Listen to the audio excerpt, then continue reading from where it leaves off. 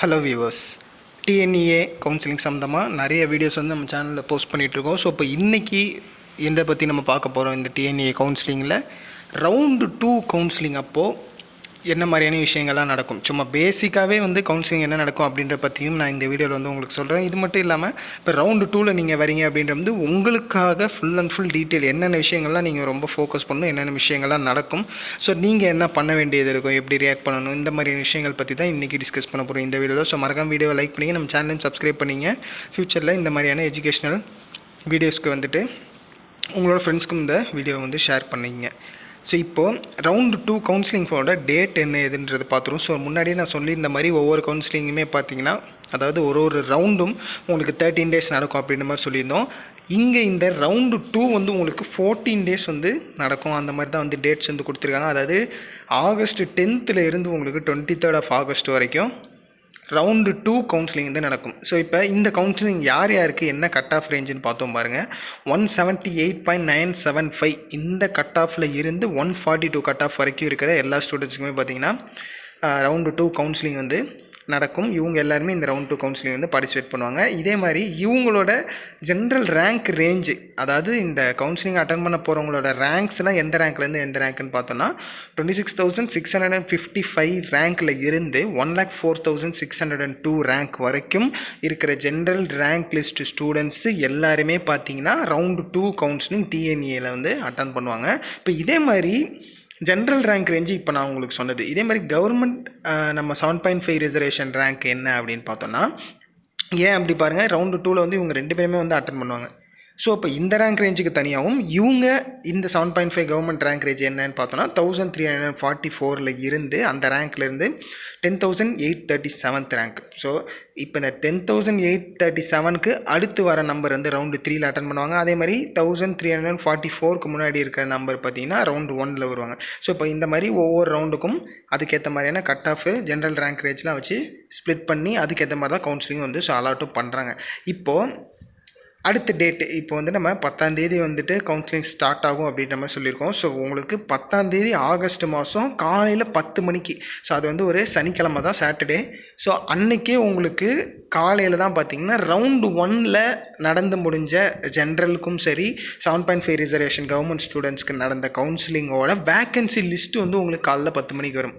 So இதை வந்து உங்களால் பார்த்துக்க முடியும். காலையில் 10 மணிக்கு உங்களுக்கு வேக்கன்சி லிஸ்ட் வந்து வந்துருச்சுனாவே ஆட்டோமேட்டிக்காக அதில் நீங்கள் பார்த்துடலாம் உங்கள் கம்யூனிட்டிக்கு எங்கே என்ன காலேஜில் என்னென்ன மாதிரி கோர்சஸ் வந்து எடுக்க முடியும், எவ்வளோ சீட்ஸ் வந்து ஃப்ரீயாக இருக்குது, ஸோ என்னோடய கட் ஆஃப்க்கு வேறு என்னென்ன காலேஜஸ்லாம் நான் வந்து எடுக்க முடியும் அப்படின்றத நீங்கள் ஒரு ப்ரிப்பேர் பண்ணிக்கலாம். அதுக்கு உங்களுக்கு டைம் நிறையவே இருக்குது. ஏன் அப்படின்னு பார்த்தீங்கன்னா, காலைல 10 மணிக்கு உங்களுக்கு இந்த வேக்கன்சி லிஸ்ட் வந்தாலும் உங்களுக்கு அடுத்து சாய்ஸ் ஃபில்லிங் டேட்ஸ் எப்போலேருந்து எப்போ வரைக்கும் கொடுத்துருக்காங்கன்னு பாருங்கள்.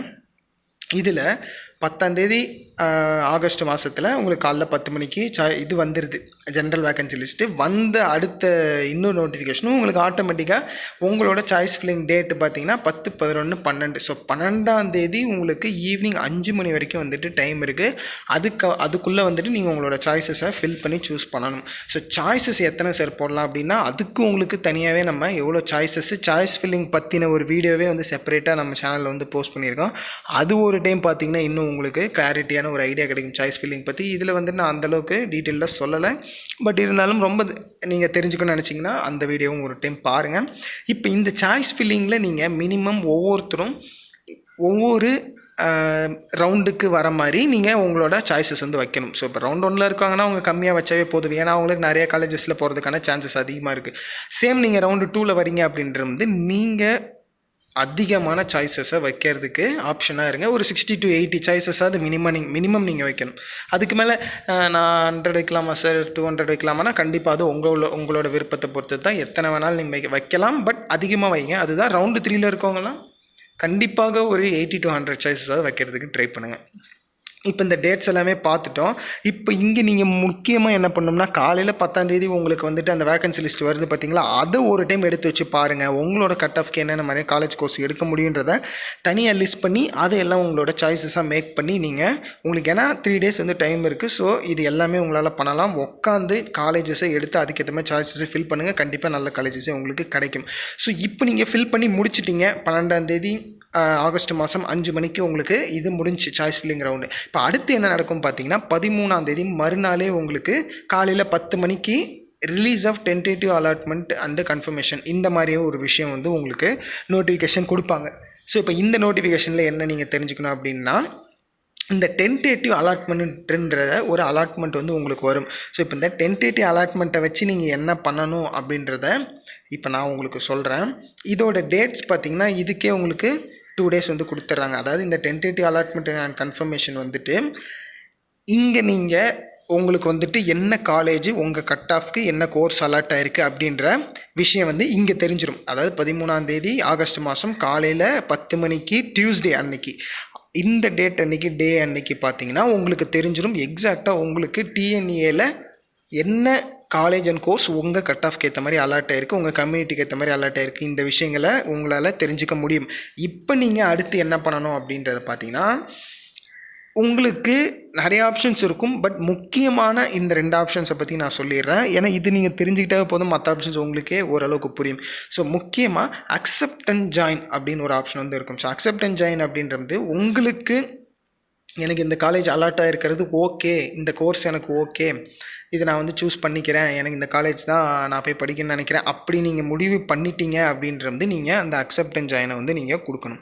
ஸோ சப்போஸ் இல்லை எனக்கு வந்துட்டு இந்த காலேஜ் வேணால், இதே மாதிரி இப்போ நான் ஃபில் பண்ணது பார்த்தீங்கன்னா எனக்கு 4th சாய்ஸில் நான் வச்சுருந்த காலேஜ் வந்து நான் கிடச்சிருக்கு.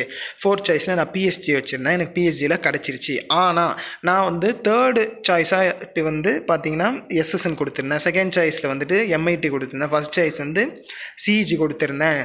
இந்த மாதிரியெல்லாம் நீங்கள் வந்து கொடுத்துருக்கீங்க அப்படின்றது அந்த மேலே இருக்க காலேஜஸ்க்கும் உங்களுக்கு போகிறதுக்கான ஒரு வாய்ப்பு வந்துட்டு கிடைக்கும். அதுதான் வந்துட்டு இந்த release of tentative allotment and confirmation. So இங்கே நீங்கள் அக்செப்ட் அண்ட் ஜாயின் கொடுத்துட்டீங்க அப்படின்னா உங்களுக்கு கிடைச்சிருக்க காலேஜ் ஓகே, நீங்கள் அக்செப்ட் பண்ணிட்டீங்கன்னு அர்த்தம். அதுக்கப்புறம் வர டீட்டெயில் நான் அடுத்து சொல்கிறேன்.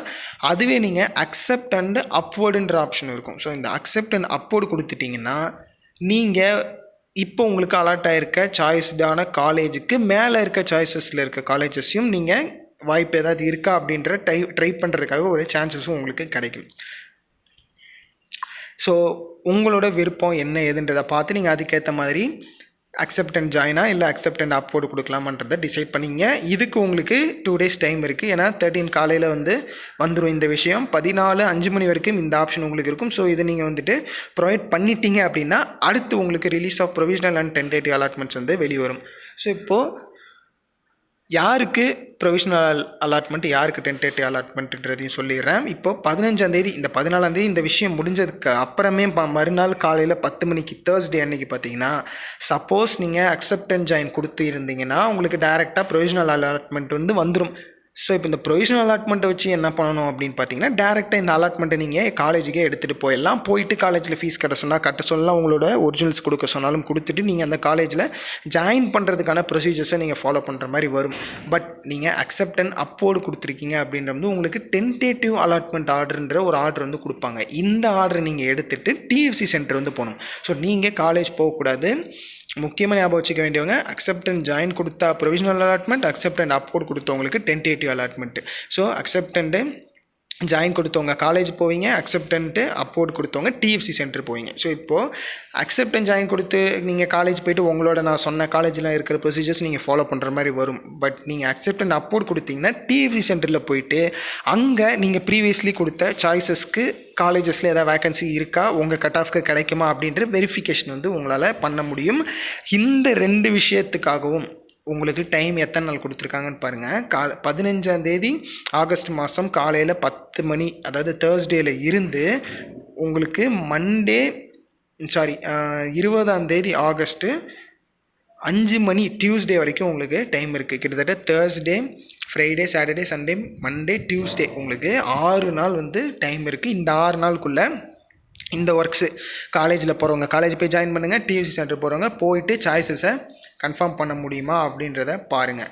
இப்போது அக்செப்ட் அண்ட் ஜாயின் கொடுத்தவங்க போய் ஜாயின் ஆகிருப்பாங்க. அக்செப்ட் அண்ட் அப்போர்ட் கொடுத்தவங்களுக்கு 2 days ஃபார் அலாட்மெண்ட் கன்ஃபர்மேஷன்னு உங்களுக்கு ஒரு 2 நாள் வந்து டைம் வந்து கொடுத்துருவாங்க. ஸோ இது வந்து ஒரு ரெஸ்ட் டே மாதிரி. ஸோ இந்த டைமில் உங்களுக்கு கவர்மெண்ட்டுக்கு வந்து ஒர்க் இருக்கும், கவுன்சிலிங் நடத்துகிற அவங்களுக்கு ஒர்க் இருக்கும், உங்களுக்கு ஸ்டூடெண்ட்ஸ் கவுன்சிலிங் அட்டன் பண்ணுறவங்களுக்கு எந்த விதமான ஒர்க் இல்லை. இந்த 2 நாளுக்கு அப்புறமா என்ன நடக்கும் பார்த்தீங்கன்னா, அக்செப்ட் அண்ட் அப்போர்டு யாரெல்லாம் கொடுத்துருந்தாங்களோ அவங்களுக்கு ப்ரொவிஷனல் அலாட்மெண்ட் வந்து வரும். ஸோ இப்போ நீங்கள் அக்செப்ட் அண்ட் அப்போர்டு கொடுக்குறனால சப்போஸ் உங்களுக்கு ப்ரீவியஸ்லி இருந்த சாய்ஸஸ்க்கு இருக்கிற கிடைக்குது, சீட் வந்து கிடைக்குது அப்படின்றது அதை உங்களால் எடுத்துக்க முடியும்.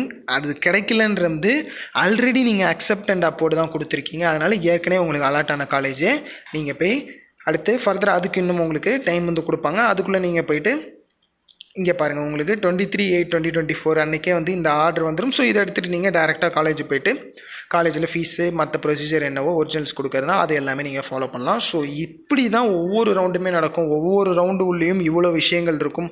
ஒவ்வொரு டேட்லேயும், இதாவது இந்த 14 நாள் டேட்டில் இவ்வளோ விஷயங்கள் ஒவ்வொரு நாளுக்கும் ஸ்பெசிஃபிக்காக வந்து கொடுத்து வச்சுருக்காங்க. ஸோ இதே மாதிரி தான் எல்லா ரவுண்டும் இருக்கும். அதனால் வந்துட்டு ரொம்ப பதட்டப்பட்டுக்க வேணாம். கண்டிப்பாக காலேஜஸ்க்கு நிறைய கிடைக்க சான்ஸ் இருக்குது. முக்கியமாக ஒவ்வொரு ரவுண்டு ஸ்டார்ட் ஆகும் முன்னாடி வேகன்சி லிஸ்ட் வரும். அது எல்லாமே பார்த்து உங்களோட சாய்ஸஸை ரெடி பண்ணிங்க. இதில் உங்களுக்கு எதாவது டவுட்ஸ் எதாவது இருந்துச்சுனாலும் டிஸ்கிரிப்ஷன் நம்பரில் கான்டாக்ட் நம்பர் கொடுத்துருங்க, கால் பண்ணி கேட்டு தெரிஞ்சுங்க. இது இல்லாமல் மேனேஜ்மெண்ட் கோட்டா அட்மிஷன்ஸும் வந்துட்டு நிறைய காலேஜஸில் சீட்ஸ் ஃபில் ஆகிட்டே இருக்குது. நிறைய நல்ல காலேஜஸும் இருக்குது. நீங்கள் எதிர்பார்க்குற கோர்சஸ் வந்து உங்களுக்கு கிடைக்காது, கட் ஆஃப் கம்மியாக இருக்குது, இந்த மாதிரிலாம் நினச்சிங்க அப்படின்னா கண்டிப்பாக மேனேஜ்மெண்ட் கோட்டாவை சூஸ் பண்ணுங்கள். அங்கே நல்ல காலேஜஸ் அட்மிஷன்ஸும் பண்ணிக்கலாம். கைட்லைன்ஸ்க்கு என்னை நீங்கள் காண்டாக்ட் பண்ணலாம். இல்லைனாலும் வாட்ஸ்அப் நம்பர் கொடுத்துருக்கேன், அதில் மெசேஜ் பண்ணுங்கள். மறக்காமல் நம்ம வீடியோ லைக் பண்ணிக்கிங்க. உங்களோட ஃப்ரெண்ட்ஸ் வேறு யார் இருந்தால் அவங்களுக்கும் ஷேர் பண்ணுங்கள். சேனலையும் சப்ஸ்கிரைப் பண்ணிக்கங்க. தேங்க்யூ ஃபார் வாட்சிங்.